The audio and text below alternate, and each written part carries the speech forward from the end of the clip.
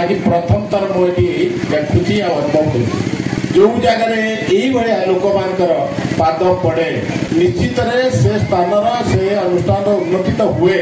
मानव सेवा ही माधव सेवा। मानव सेवा ठारू बड़ी बड़ सेवा ए जगत रे आउ नाही।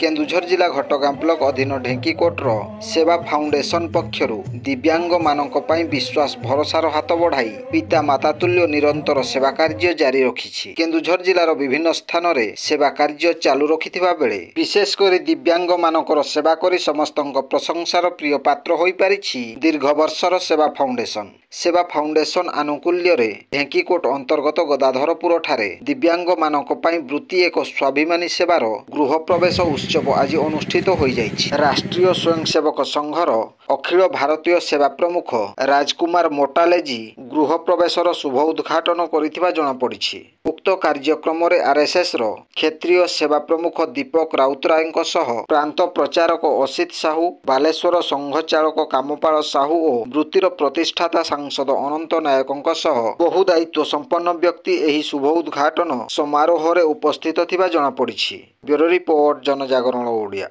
वीडियो गुडी को आपण मानकु भलो लागुथिला हम चैनल को सब्सक्राइब करिवा सह लाइक शेयर करिवा को भूलंतु नाही।